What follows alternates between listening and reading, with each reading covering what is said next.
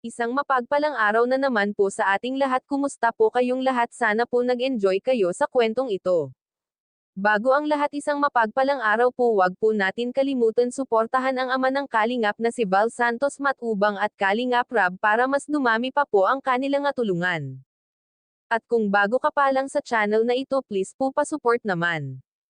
At pakiusap mga kaka-viewers, kung maaari patapusin muna ang kwentong ito bago kayo magkomento. So ngayon mga Kalingap, pinuntahan naman nila Kuya Rab sila nanay at ang tatlong magkakapatid para kumustahin po sila. Lalo na po si Chris na siyang pinuproblema ng lahat dahil sa kanyang kalagayan. Marami kasi ang nag-aalala bakit ganyan ang kalagayan ni Chris at hindi malaman kung ano ba talaga ang sakit niya. Kaya pinuntahan po talaga ni Kuya Rab sila para masigurado kung okay ba sila. Dito nga naitanong ni Rab kung ano ang sinasabi ng tatlong magkakapatid sa tuwing sila ay umaalis na. Nagkwentuhan naman pala sila nga Kalingap at may plano pala itong tumayo ng negosyo.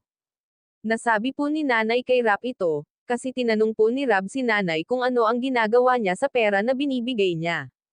Ang sagot naman po ni nanay, andyan nakatago lang, at ang gusto pala nilang tatlo ay magtayo ng negosyo. Kaya lang mga ka-viewers, hindi po pumayag si Rab na magtayo sila ng negosyo. Alam nyo po kung bakit ayaw ni Kuya Rab, kasi po ang gusto ni Rab ay mag-aral muna sila, kasi ang pagnenegosyo ay nandyan lang yan. Ang importante po ay unahin muna ang pag-aaral, kasi nandyan naman sila Kuya Rab para tulungan sila lalo na sa pag-aaral. Mas maganda talaga na mag-aral muna sila. Pera.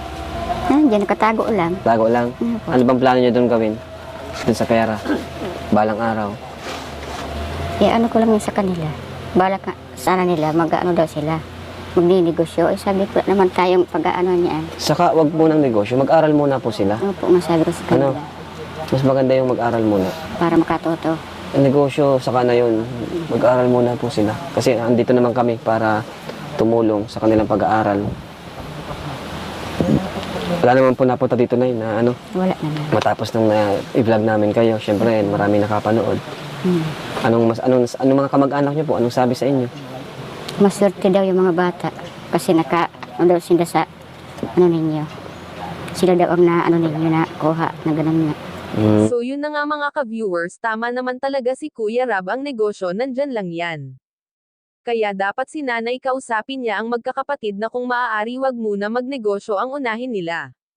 Kasi priority talaga nila ang pag-aaral. Total wala naman po silang paproblemahin kasi nandyan ang Kalingap, lalo na po marami ang nagbibigay sa kanila ng mga grocery, pagkain, damit at pera. Kaya hindi muna nila kailangan magnegosyo at saka po wala pa silang sariling bahay, unahin muna ang lupa para makapagpatayo na ng bahay sa kanila.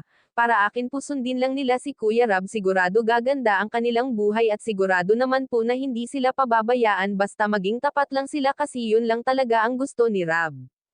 At hindi lang sila ang tinutulungan ni Rab, marami rin sila, kaya dahan-dahan lang KD, sigurado tutulungan sila. Mga ka-viewers, hanggang dito lang po muna ang ating kwento. Maraming salamat po sa inyong lahat.